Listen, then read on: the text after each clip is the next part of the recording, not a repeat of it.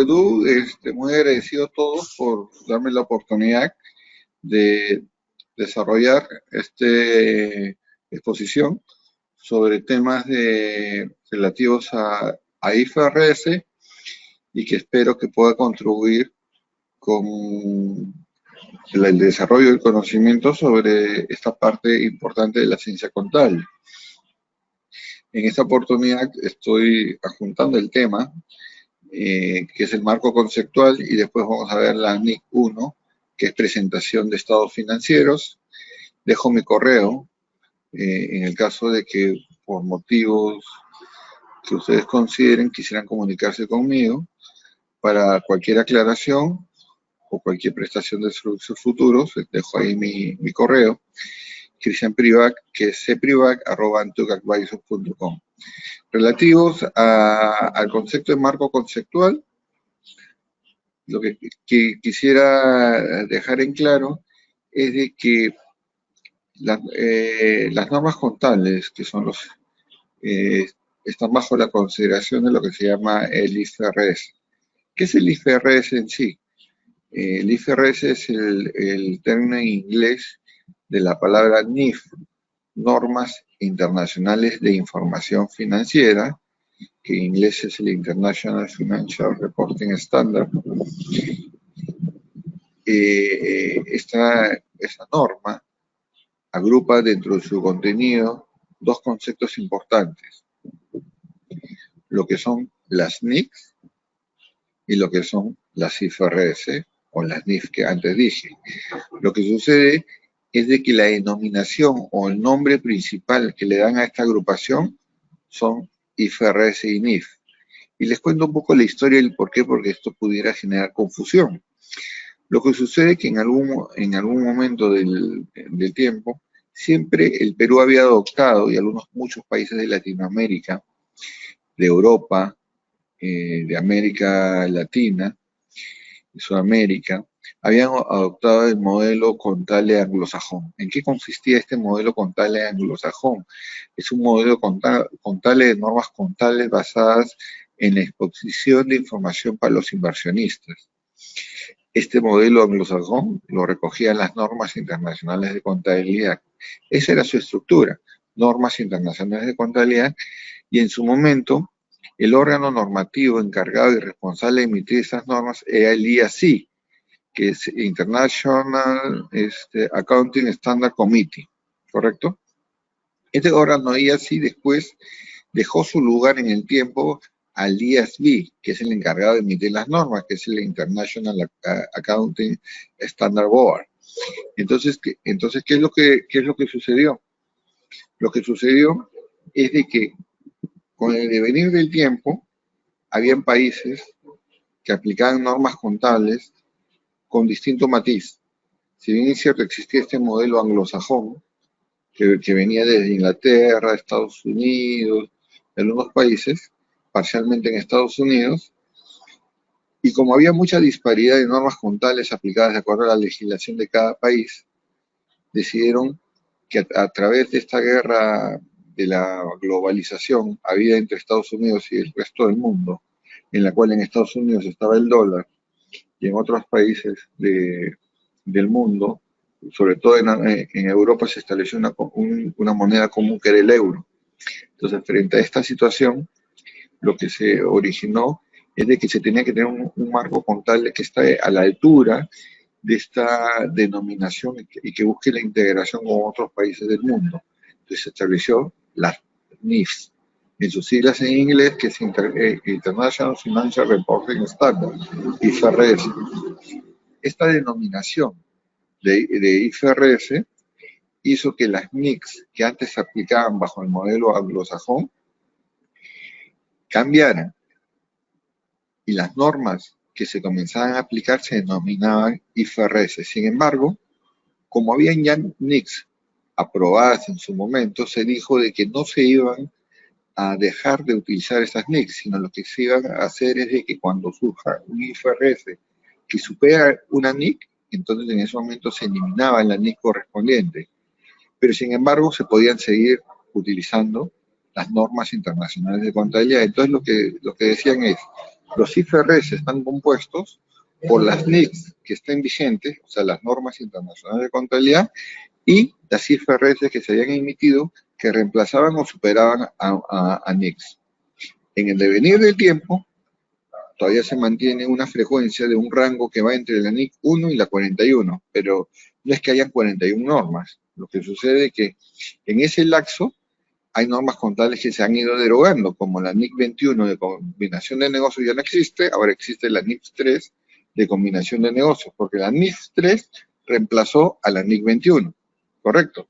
Es así como hoy en día la NIC 15, que es el contrato de clientes, reemplazó a la NIC 18 de reconocimiento de ingresos. Entonces, ¿qué quiere decir? Cada vez que haya un IFRS que por matiz reemplaza a una norma internacional de contabilidad, se borra la NIC del listado de NICs y se aumentan los IFRS. Hoy en día hay de la NIC 1 a la NIC 41, pero no en la correlatividad, sino simplemente en ese rango de la 1 hasta la 41 hay normas contables NICs vigentes aún, y hay sí consecutiva y correlativamente IFRS del 1 al 17.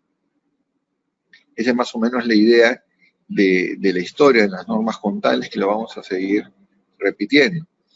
Entonces, para efectos de la emisión de normas contables, muchas normas contables se habían emitido en su momento sin la presencia de un marco conceptual, un marco teórico en la cual hiciera que hubiera uniformidad de criterios en cuanto a medición, revelación de información financiera y principios que la regulen. Entonces, lo que sucedió es que se tenía que tener un marco conceptual aprobado. Como consecuencia del proyecto de mejora de normas contables, se estableció un marco conceptual lo suficientemente sólido para asegurar que las normas contables tengan la sustancia y la forma suficiente para ayudar a los inversionistas a tomar correctas decisiones. Es así que en muchos años atrás se había establecido un marco conceptual y ha sido teniendo mejoras a lo largo del tiempo. Recientemente, el 29 de marzo del 2018, el IASB emitió el marco conceptual con nuevos marcos técnicos normativos. Hay que tomar en cuenta que el marco conceptual en sí no es considerado una NIF propiamente, simplemente es un marco conceptual sobre el cual se emiten las normas. Pudiera haber, en el caso que esté justificado ante el órgano correspondiente, IASB, ciertas normas contables que pudieran alejarse del marco conceptual en la medida que esto esté justificado. Pero el marco conceptual está presente en el libro de NIF como una ayuda para que los emisores de normas contables tengan a bien considerar todos los conceptos necesarios sobre lo cual se soporta una norma contable. ¿Qué es el marco conceptual? El marco conceptual agrupa las definiciones, conceptos y lineamientos que son la base para preparar información financiera. Este ayuda a que el Consejo de Normas Internacionales pueda desarrollar lineamientos para que las empresas de los diferentes grupos puedan preparar sus estados financieros. Los contadores y administradores desarrollen las políticas contables cuando no existe un lineamiento directo de los estándares internacionales para un hecho económico o transacciones específicas. Los usuarios de la información puedan comprender e interpretar los estándares internacionales y apoya la toma de decisiones de inversionistas. ¿Qué pasaría si no hubiera un marco conceptual? Habría una crisis de uniformidad. Las normas contables, cuando se emiten, tienen una razón de ser, pero tienen que tener parámetros y conceptos uniformes sobre la base de las cuales son emitidos. La ausencia de un marco conceptual podría hacer que las normas contables no lleguen al objetivo y al fin que se desea cuando son emitidas. Un ejemplo, si yo tuviera la norma de contratos con clientes, y esta norma de contratos con clientes regula reconocimiento de ingresos, el no determinar el objetivo y el alcance adecuado de esta norma podría poner en riesgo la comprensibilidad en sí y los parámetros sobre medición y conceptos de base de reconocimiento de costos que son necesarios para su registro contable. El marco conceptual genera un valor normativo importante, ¿no? Como habíamos señalado, el marco conceptual no se le considera una NIF. En el caso que existe un conflicto entre el marco conceptual y una NIF, prevalece siempre la NIF. ¿Por qué? porque el marco conceptual no es considerado una norma internacional de información financiera o un IFRS. Es un marco sobre el cual se soporta la doctrina de elaboración de una norma, pero siempre va a prevalecer en sí la norma internacional de información financiera o el IFRS. Como ustedes ven, en un ordenamiento jerárquico, podría ser que se considera el marco conceptual como la base de la pirámide sobre la cual se construye la elaboración de las normas contables. Este triángulo me ayuda a soportar algunos conceptos base que quiero mencionar. Las normas contables, propiamente dichas, están construidas sobre la base del concepto de NIF. Si yo miro la pantalla, diré que la agrupación del concepto de las NICs que quedan vigentes todavía a nivel mundial, las NIF que están vigentes, las interpretaciones SIC y las interpretaciones SINIF que están vigentes en la actualidad, se le denomina a ese conjunto de normas contables IFRS. Sin embargo, individualmente la pregunta sería, ¿de qué componen las normas internacionales de información financiera o los bien llamados IFRS? Estas están compuestas primeramente por las normas internacionales de contabilidad que están vigentes y que aún no han sido reemplazadas o sustituidas por una norma internacional financiera. Las NICs en inglés se llaman las IAS y las NIF en inglés se llaman los IFRS. Otro ejemplo, las normas contables en sí, internacionales contables y las NIF, tienen interpretaciones, que son normas que son diferentes, no son NIF ni son NIF, sino son consideradas interpretaciones. Es decir, cuando existe un aspecto contable cuya explicación o desarrollo es menor al desarrollo de una norma contable, yo me voy a tener que atenderlo bajo una interpretación.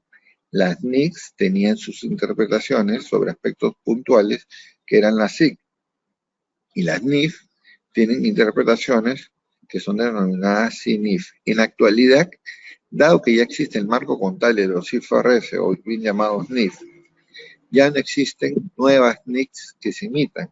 Más bien, son derogadas o reemplazadas por nuevas NIF.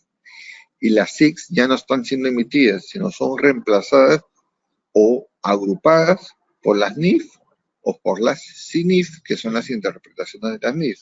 En tal sentido, no se están emitiendo nuevas NICs, ni se están emitiendo nuevas SICs, porque esas vienen siendo reemplazadas por las propias NIF o sus interpretaciones.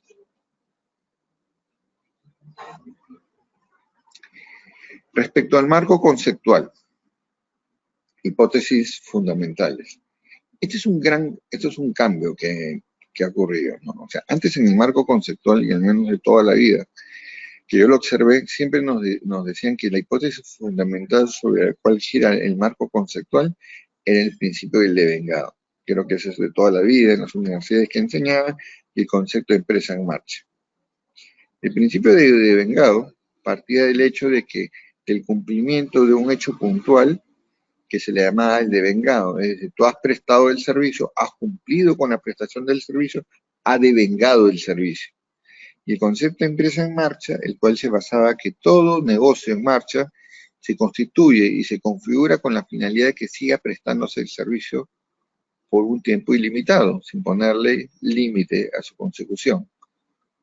Cuando tú ves que se pones en peligro el principio de empresa en marcha, entonces podríamos decir que te sales del principio de empresa en marcha y no podrías emitir estados financieros bajo IFRS, porque los IFRS se basan fundamentalmente en el concepto de empresa en marcha.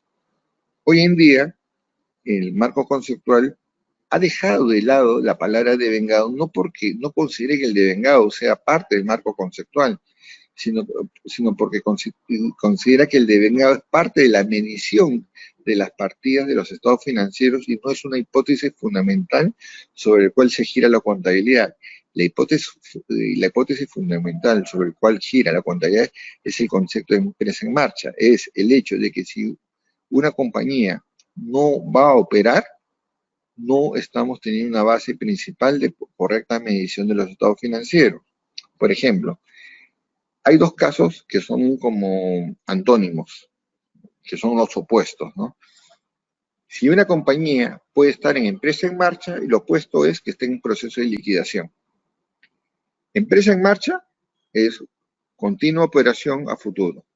Empresa en liquidación, cesa la empresa en marcha y comienza otro régimen que es la de liquidación, que es el proceso en el cual una compañía ya no genera actividad y por lo tanto, tanto sus activos como sus pasivos están en proceso de realización y de liquidación. Si me preguntan, ¿los IFRS regulan la actividad de empresas en liquidación? Yo les diré que no. Los IFRS solamente consideran un negocio que está en marcha. ¿Existe sustancia suficiente en los IFRS para poder evaluar una compañía que se encuentra bajo principios de empresas en liquidación?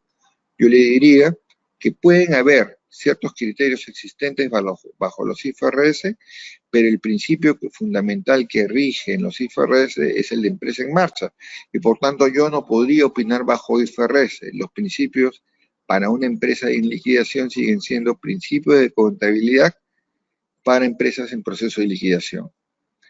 ¿Existe un principio contable específico que hable sobre las empresas en liquidación?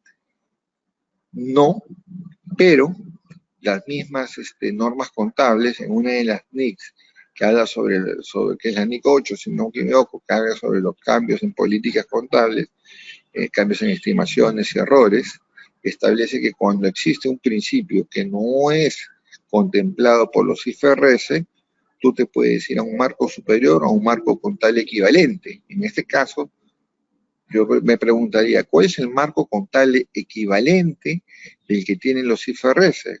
Yo voltearía al norte de América y diría Estados Unidos, que tienen los US GAAP, los principios americanos.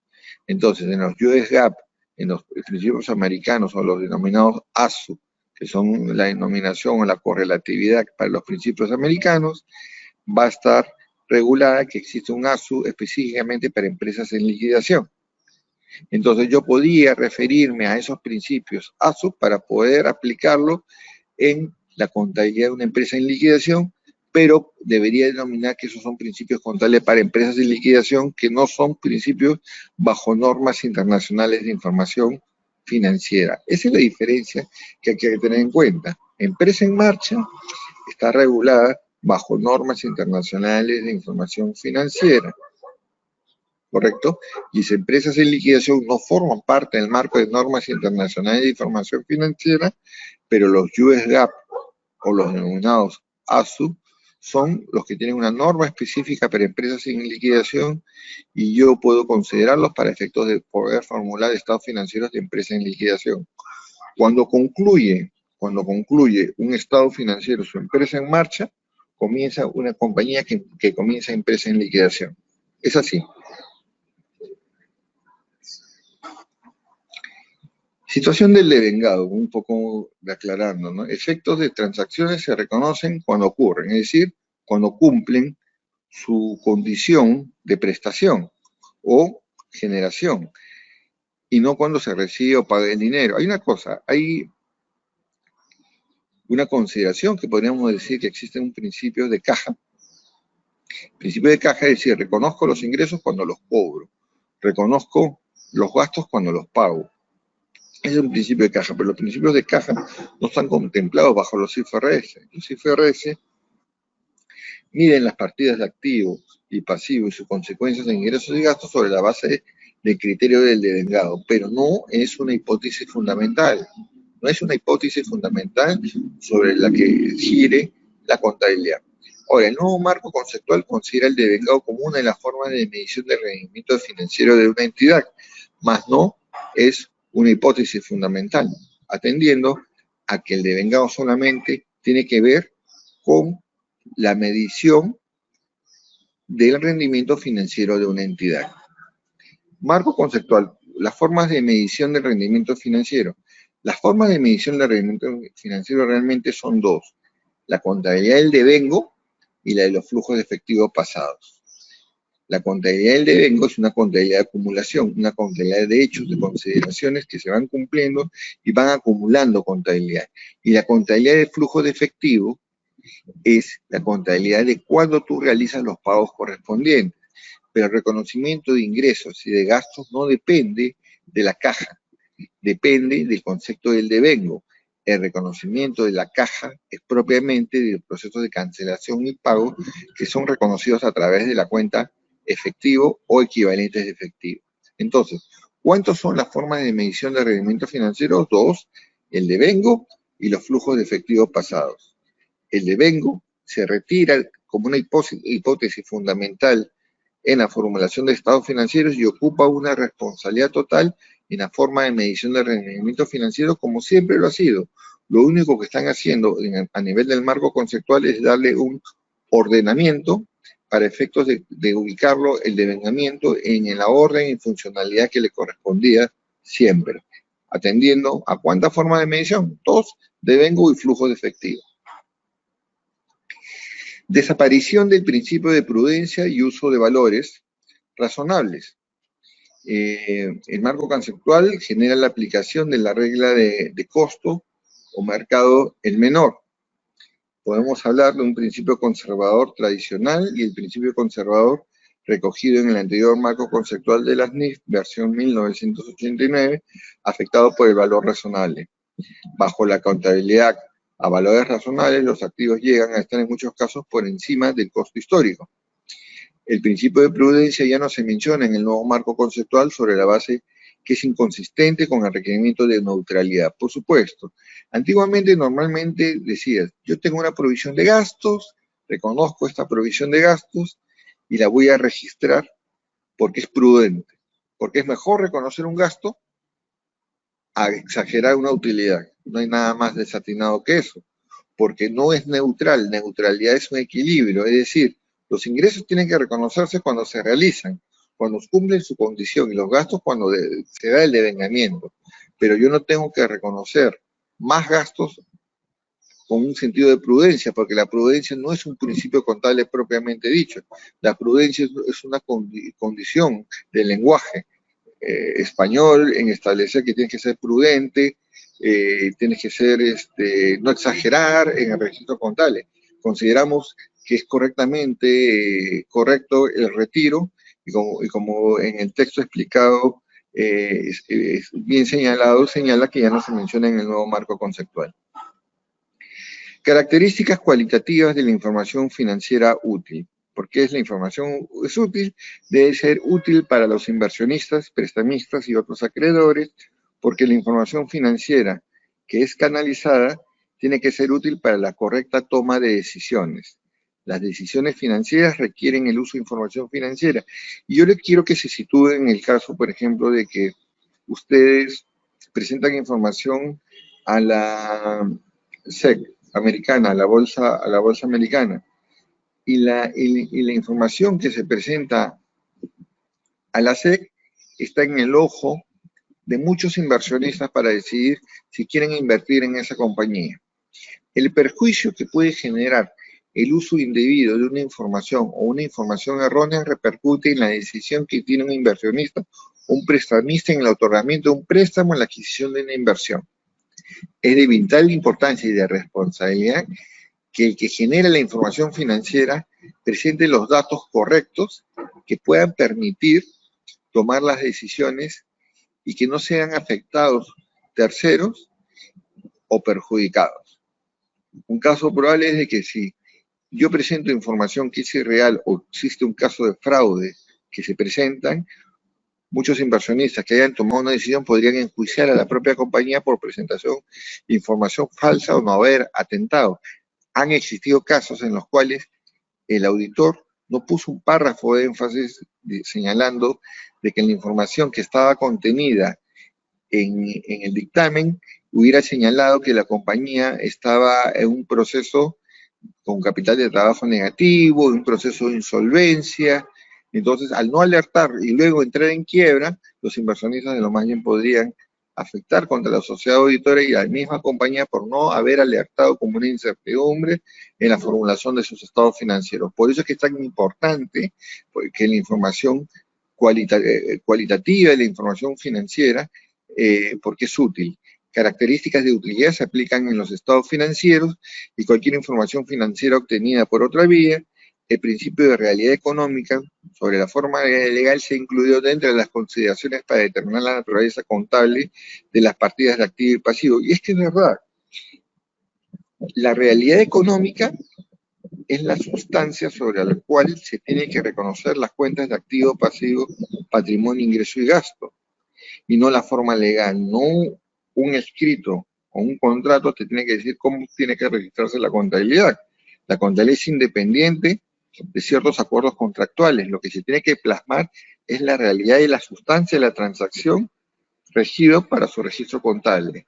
Ejemplo, si a mí me venían en el pasado y me decían que yo tenía un contrato de arrendamiento operativo antiguamente y me señalaban que el contrato era de arrendamiento operativo, pero en el fondo económico yo sabía que era un arrendamiento financiero, claramente había como una especie de divorcio, porque legalmente me están diciendo que el nombre correspondía a un tipo de arrendamiento que tenía un registro contable distinto al otro. Entonces, la norma legal no te puede decir cómo tienes que registrar contablemente la transacción. Lo que tienes que ver es la sustancia, si las transacciones reflejan exactamente lo que señala la norma para su registro contable adecuado. Entonces, estas situaciones o estas consideraciones debemos estar muy atentos para evitar que entren en conflictos. Hoy en día, como ustedes saben, se ha emitido la NIF 16 de arrendamientos y ahora considera que para el caso del arrendatario existe un único modelo de reconocimiento de activos bajo arrendamiento que ahora llaman derecho de uso. A través del registro contable ha eliminado la capacidad de distorsión de una mala interpretación de una forma legal, pero sin embargo existen muchísimas clases de transacciones que podrían poner en peligro el registro de las transacciones. Algunos comparativos que tenemos que tener en cuenta entre las características cualitativas de la información financiera útil de los estados financieros en la versión anterior. El marco conceptual anterior, si no me equivoco, era el año 89, y ahora tenemos una versión actualizada al 2018. Han pasado cerca de más de 20 años, más de 30 años, ¿no? Casi 30 años, y lo que vamos a decir es, anteriormente se hablaba del concepto de comprensibilidad, relevancia, que la relevancia incluía los conceptos de materialidad o importancia relativa, la fiabilidad, que hablaban de la representación fiel, esencia sobre la forma legal, neutralidad, prudencia, integridad y comparabilidad. Casualmente, hace poco yo estaba haciendo un análisis de una transacción contable y buscaba el tema sustancia sobre la forma, que es esencia sobre forma legal y neutralidad, pero ya no lo encuentro en el libro, porque cuando busco en marco conceptual y trato de buscar el concepto de esencia sobre la forma legal, no me es posible encontrarlo porque casualmente el nuevo modelo del marco conceptual lo ha retirado por un tema de reordenamiento. Lo que ha querido hacer el marco conceptual es decir, lo que son hipótesis fundamentales y principios bases van a ser principios bases, y los que tienen que ver con la evaluación de las cuentas de activo, pasivo, patrimonio, ingreso y gasto, van a estar los principios ubicados en ese momento de medición. Es un tema de reordenamiento conceptual, porque el marco conceptual ayuda inclusive a mejorar los análisis contables sobre la construcción de conclusiones de normas. Y si estos están desalineados, lo que van a hacer es perjudicar la conclusión final sobre la base. El marco conceptual debería tener un alineamiento con las normas contables ya emitidas, y en el caso que no estén alineadas es porque existe una explicación clara del IASB del por qué su desviación respecto a su base contable. Entonces, en la versión actual, toda esta correlación de características cualitativas sobre el cual quiere una información financiera han sido reordenadas y, digamos, las que son fundamentales si no se cumple con la información no es útil, es casualmente la relevancia que tiene que ver con materialidad o importancia relativa. Creo que eso se ha mantenido, y la representación fiel. Y de mejora es la comparabilidad, la verificabilidad, la oportunidad y la comprensibilidad. Entonces vamos a explicar un poquito de eso. Bajo el esquema fundamental, la relevancia es, yo revelo lo que es relevante para el usuario de los estados financieros. Yo tengo que establecer criterios de materialidad o importancia relativa para divulgar la información necesaria. La materialidad tiene que tener un criterio base, un criterio uniforme, un criterio de universalidad, en el cual yo pueda determinar cuál es mi criterio y que normalmente sea un criterio que lo aplique el mercado, un benchmark del sector, porque si no, será mi materialidad, pero sería sesgada y no podría comparar con las prácticas normales. La representación fiel es que se tiene que representar en forma fidedigna la información tal y cual sucedió. Que tiene que ser comparabilidad, que tiene que ser comparable los estados financieros. ¿Comparable con qué? Comparable con otros estados financieros del mismo sector económico, de la misma condición, que pueda ser verificable, que esa información que sea oportuna, que sea registrada en el momento adecuado bajo el principio histórico y que pueda ser comprensible. Esas son fundamentalmente las bases sobre las cuales tienen que cumplirse los criterios para el registro contable de ciertas transacciones y de la información financiera. La información financiera es relevante cuando es capaz de influir en las decisiones tomadas por los usuarios. Definitivamente toda la información financiera de una entidad que cotiza en un mercado público sobre el cual los inversionistas toman en consideración tiene que ser tomada como base para que los inversionistas lean, se enteren y puedan efectivamente decidir respecto a la compra, venta de una inversión o cualquier clase de información. Posee valor predictivo, o sea, los usuarios pueden tomarla en sus metodologías para predecir resultados futuros, ser confirmatorio, ratifica o cambia evaluaciones anteriores o ambos. Considera el criterio de materialidad o importancia relativa. La información financiera es base. Lo que está pasando hoy en día es de que la información ha ido cambiando y cada vez está más la presencia de lo que es el valor razonable. ¿Cuál es la diferenciación? Es de que antes teníamos una contabilidad basada en el costo histórico, pero con el correr del tiempo se ha ido desfasando, porque el concepto del costo histórico no te da información predictiva, simplemente es un costo histórico que se presenta, pero no tiene que ver con cómo va cambiando a lo largo del tiempo una cuenta contable, cómo se desvaloriza, cómo se deteriora. Entonces han habido ciertos conceptos que se están introduciendo con la finalidad de cada día acercar más la contabilidad a la parte predictiva basada en el concepto del valor razonable.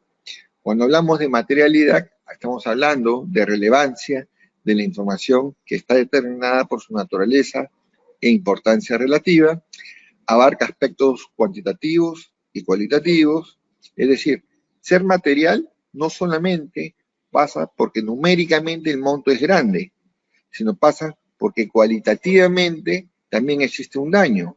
Puede existir un caso de que el monto aparentemente puede ser no material, pero conceptualmente es muy relevante el error.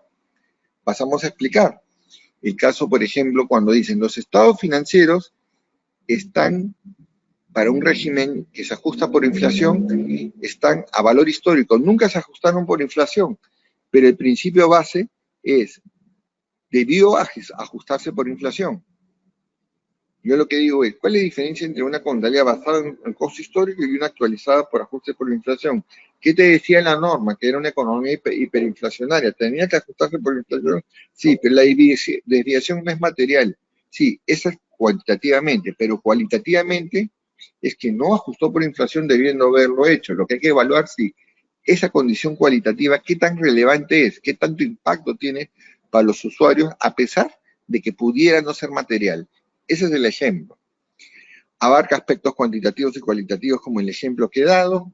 No se circunscribe solo a los importes de los estados financieros, sino también a la información que se revela en notas. La información tiene importancia relativa si su omisión o presentación errónea puede influir en la toma de decisiones de los usuarios de los estados financieros. Es un tema de criterio. Otro aspecto es, probablemente, tú estableces una materialidad y tu materialidad que estableces la determinas sobre los ingresos. Vas haciendo tu auditoría y encuentras errores contables, pero a pesar que tu determinación ha sido sobre los ingresos, en forma agregada, el ajuste representa una parte considerable de tu utilidad. Al representar una parte considerable de tu utilidad, a pesar que la materialidad lo has tomado como los ingresos, tú tienes que analizar conceptualmente si a pesar de no ser material, tomado con base a los ingresos, al ser una parte muy importante de tu resultado financiero, que es la última línea, también tú podrías concluir que en sustancia sí es material y sí es significativo, porque si bien es cierto, en la materialidad de determinarse con respecto a los ingresos, no es razonable que represente una cantidad tan importante de los resultados. Entonces yo podría decir que el resultado que se está dando no es razonable. Esa es la forma que uno tiene que pensar. Otra forma es cuando normalmente tengo ajustes y estos ajustes no afectan mi resultado, efectivamente, pero afectan un covenant. Un covenant es una condición establecida en un contrato de financiamiento con un tercero que te establece que tu capital de trabajo tiene que tener tal valor. Y de pronto te dicen, yo puedo tener cualquier ajuste a los estados financieros, pero lo que no puedo tener es un capital de trabajo negativo, es decir, que mi pasivo corriente sea mayor a mi activo corriente. Si bien es cierto, no es material para los resultados, pero el ajuste no registrado haría que el capital de trabajo fuera negativo. Esa condición hace que el ajuste sea material, porque esa consideración podría generar un incumplimiento de un covenant. Entonces, lo que estamos hablando, que la materialidad no solamente debería estar situada con respecto a drivers relativo a ciertas cuentas específicas, sino a condiciones de riesgo que podrían afectar los estados financieros, tales como covenants. Implica evaluaciones de costo-beneficio. Será necesario concluir con un requerimiento específico de una NIF si la información correspondiente carece de importancia relativa. Características de la información financiera como representación fiel. 3 requisitos: que sea completa, neutral y libre de error. Parece mentira, ¿no? Pero cada concepto, el marco conceptual nos va cerrando como una caja en la cual no nos queda más sensación que el hecho de que se debería dejar de omitir información financiera y que se presente información que sea razonable, porque me están pidiendo 3 requisitos: que sea completa, íntegra, que sea neutral, es decir, tú debes reconocer los ingresos cuando se realizan, los gastos cuando se devengan, ¿no? Que esté libre de error. Entonces, tiene que ser razonable la información. El IASB admite que el cumplimiento a la perfección de estos 3 requisitos rara vez es alcanzable, pero tiene que estar libre de errores materiales. Por eso que cada condición, cada característica de fiabilidad y registro busca que estos requisitos siempre prevalezcan y que no afecten materialmente, y el concepto material, como he dicho, es mucho más que el importe cuantitativo, sino va hacia un aspecto cualitativo de análisis. Algo que desarrollan mucho los usuarios es el concepto de juicio profesional. ¿Qué es el juicio profesional? El juicio es la base fundamental en el cual tú construyes una idea soportada en la verdad. Si tu juicio profesional que has ejercido es el incorrecto, eso te lleva a que tu registro contable no pueda ser una representación fiel. Y por eso cuando dicen acá 3 requisitos de una representación fiel correcta, en la descripción completa, incluye toda la información necesaria para que un usuario comprenda el fenómeno que está siendo reportado, neutralidad, libre de sesgos, es decir, tú reconoces las transacciones tal y cual naturalmente se dan y no tienes una posición basada en una interpretación propia, sino es una interpretación consensual que se acerca a lo correcto. Libre de error, se ha identificado y descrito adecuadamente la transacción, no es sinónimo de exactitud en todos los aspectos. Otras consideraciones respecto a la representación fiel es una representación fiel por sí misma no proporciona necesariamente información útil. Por ejemplo, una entidad puede recibir como subvención un activo importante a costo cero y revelar tal hecho sin informar sobre su valor de mercado, que es material. Entonces, una representación fiel tiene que ser proporcionar la integridad de toda la información que se requiere y no dejar representación e información. Les voy a dar un ejemplo de una representación fiel. Viene una compañía y determina de que la evaluación de su inversión, cuando es requerida llevar al valor razonable, atiende a una especificación y lo reconoce al costo. y se soporta en que es imposible determinar el valor razonable. Entonces, el usuario del estado financiero exige determinar el valor razonable porque obviamente la norma lo exige y porque la norma señala que solamente se puede utilizar el principio del costo en limitadas situaciones cuando no es posible determinar verdaderamente un valor razonable, cosa que es negado por la norma, porque valor razonable es cuando no tienes acceso a información para poder determinar en un mercado de competencia, y sí existe el mercado de competencia. Entonces, no estás haciendo una representación fiel en los estados financieros.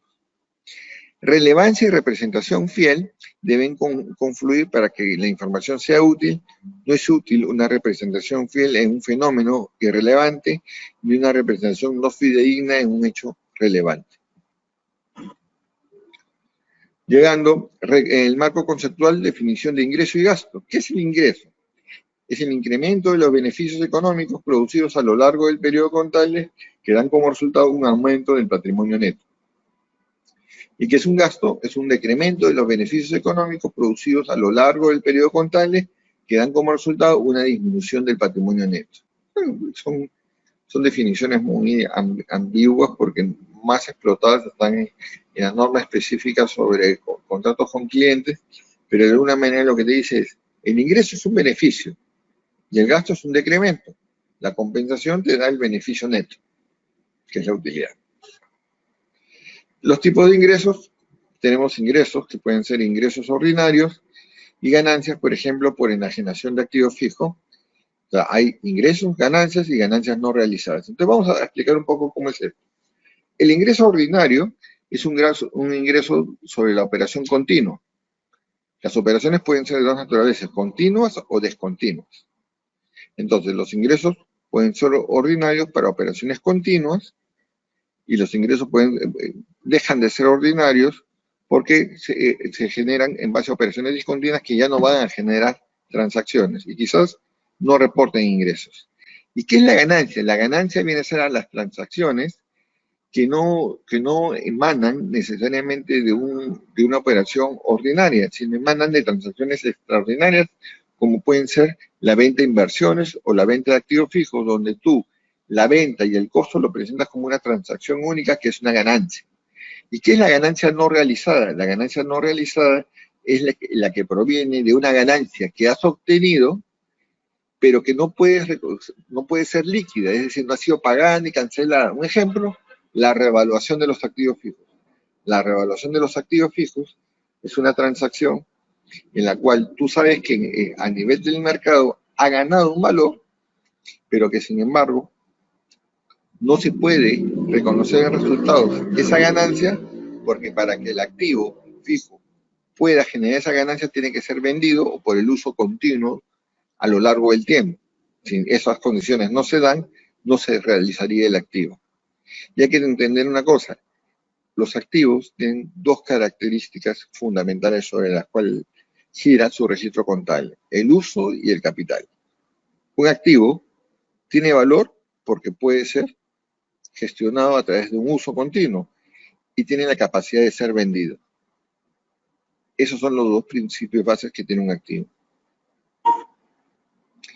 Los tipos de gastos tienen también el mismo análisis y el mismo raciocinio, que son gastos ordinarios, pérdidas y pérdidas no realizadas. Los gastos ordinarios son los gastos propios del giro de negocio, los rutinarios, y las pérdidas, por ejemplo, son productos por enajenación de activos fijos, ventas puntuales de transacciones que son únicas e independientes, que no tienen que ver con la actividad principal del negocio.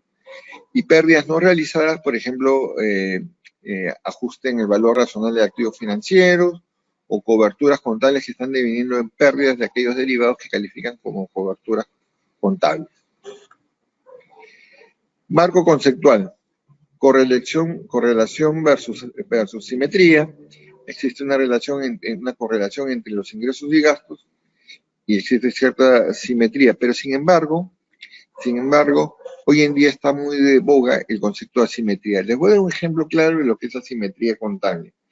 Asimetría contable quiere decir, yo reconozco ciertas transacciones que pudieran tener correlación, pero que terminan siendo asimétricas. ¿Qué es asimetría fundamentalmente? La asimetría es algo así como lo que está sucediendo en el caso de los arrendamientos, donde por un lado existe la figura del arrendatario y el arrendador. Como ustedes bien saben, en la NIF 16 ha habido un cambio y el arrendatario es el que reconoce la inversión reconoce la capacidad de uso de un activo donde no es el propietario legal. Entonces reconoce un concepto que se llama derecho de uso. Sin embargo, por otro lado, existe el propietario legal, que es el arrendador. Entonces, esta figura hace que existan dos entidades que tienen la titularidad de un activo, pero que no son simétricos, sino son asimétricos, porque existen dos personas que tienen el activo, pero tienen un hecho fundamental. Uno tiene la propiedad legal y por otro lado, otro tiene el derecho de uso. Es decir, este tiene un activo fijo y este tiene un activo intangible. El concepto que se asemeja al principio de correlación de ingresos y gastos es parte abandonada por las NIF, es decir, el concepto de correlación ya no está muy vigente y existen diferentes tratamientos contables para registrar una operación que pueden generar asimetrías, que es lo que he señalado. Entonces, si bien es cierto, antes cuando decíamos, tiene que haber correlación entre los ingresos y gastos, esto se está perdiendo porque lo que existe es el conflicto entre la simetría y la simetría, ¿correcto? Muchas transacciones son simétricas, pero en casos hay cierta relación de asimetría y que tienen una relación de explicación fundamental, como es el caso de la propiedad legal de un bien y el derecho de uso de un bien. Entonces existen diferentes tratamientos contables para registrar operaciones que generan asimetrías. Una parte importante de las asimetrías surge cuando una empresa tiene pasivos relacionados con la adquisición de un activo derivado que cubren algún riesgo relacionado con un activo. Otros casos se dan por diferentes bases contables para la preparación de estados financieros. Algunas hipótesis respecto a la necesidad de otros resultados integrales. ¿Cómo entiendo los resultados integrales? ¿Qué es en sí los resultados integrales? Los resultados integrales no es otra cosa de definir el concepto de beneficio. Particularmente, el hecho que tú administres un activo, tú controlas el activo, pero limitas al concepto de decir que genera beneficio económico, porque no necesariamente el control de un activo emana el beneficio económico. Entonces, ¿qué es lo que sucede? Tú tienes un resultado integral porque el uso del activo puede generar una ganancia que obviamente puede realizarse vía resultados o una ganancia que obviamente genera otros resultados integrales, que es una partida que no se ha realizado, pero que sabes que expresa el valor económico hoy en día del bien. Entonces, proteger a la entidad de descapitalizaciones en la medida que correspondan normalmente a ingresos no realizados, excepciones importantes como los que establecen la NIC 40 y la NIC 41, o la creación de simetrías contables en los casos de contabilidad de coberturas o de partidas relacionadas con instrumentos financieros lleva la opción de valor razonable.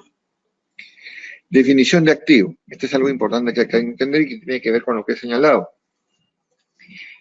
Voy a irme a lo que dice la norma. Recurso económico actualmente controlado por la entidad como resultado de sucesos pasados. Pero se han dado cuenta que respecto a la definición anterior se ha retirado el concepto de beneficio económico. Y se ha retirado el concepto de beneficio económico partiendo del hecho y base de que no toda la propiedad de un activo te genera un beneficio económico. Entonces, es mejor definir que un activo, es un recurso que es controlado por la entidad como consecuencia de sucesos pasados. Y esa es la definición más justa en el marco conceptual. ¿Que puede generar beneficio económico? Para eso lo quieres, para eso lo tienes. Pero no es la base fundamental de su registro. Su base fundamental del registro parte del concepto de control. Es un cambio que ha sucedido. El marco conceptual respecto a la definición pasiva dice, es una obligación presente de la entidad de transferir recursos económicos como resultado de eventos pasados. Ya no parte del concepto de desprender de recursos, ¿correcto? Por el mismo hecho de que tú puedes tener una obligación presente de la entidad de transferir recursos económicos, tienes una obligación de transferir recursos económicos, pero existe la potestad o la condición cambiante de que el pasivo se materialice o no en una erogación correspondiente. Definición de recurso económico, derecho a una fuente de valor capaz de producir beneficios económicos. Y fundamentalmente, para terminar la parte del marco conceptual, que digamos que es una de las partes de definición, es la idea fundamental de manejar el concepto de incertidumbre, es decir, la existencia del activo, del pasivo y la probabilidad de representar entradas o salidas de fondo. La idea fundamental del marco conceptual es manejar de mejor manera los conceptos de incertidumbre, ser más exactos en el análisis de los reconocimientos de los activos y los pasivos. Edu, quisiera que si hasta este momento existe alguna pregunta, porque vamos a salir del marco conceptual para entrar a la parte de presentación de estados financieros y necesitaría saber si podemos conversar algo más al respecto. Bien, vamos a entonces pedir la participación de los presentes. Pueden realizar sus preguntas vía chat, vía micrófono. Kevin, tenemos preguntas, por favor, asígnale al doctor Cristian Privat.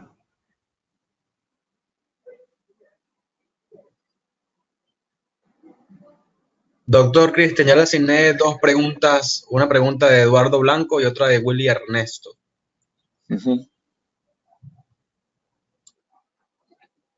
Edu, ¿cómo las visualizo? En la sala virtual, doctor, en la pestaña preguntas. ¿Cuál es? Si me ayudas a direccionar. A ver, en la sala virtual también le va a aparecer como una notificación. Ya, perfecto. Bien. ¿Dónde dice preguntas? Uy.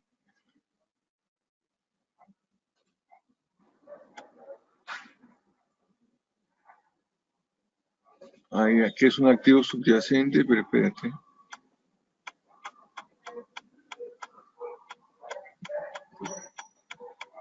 Puede agrandar ese cuadro, doctor, con su cursor para arriba, también para los costados. A ver, en ciertos estados financieros los inversionistas saben que sus estados financieros no revelan razonablemente la información financiera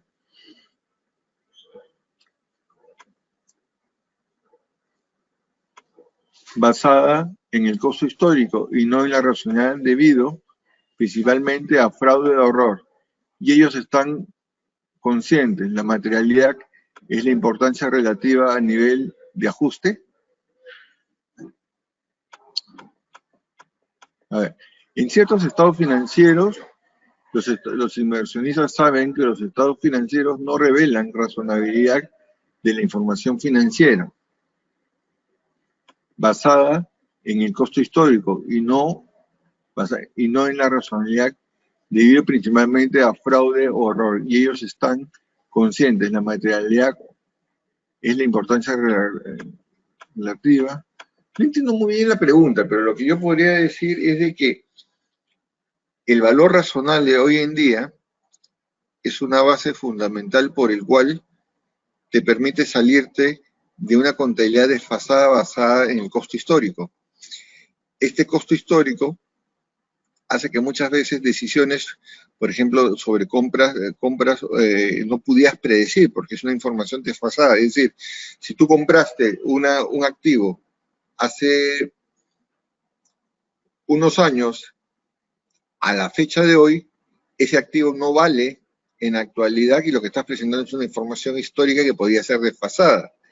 El análisis que parte de la información financiera podría generar errores. Yo lo que digo es inaplicabilidad de las normas contables en ciertas condiciones hacen que los criterios contables puedan llevar a que el inversionista no tenga toda la información necesaria para tomar las decisiones.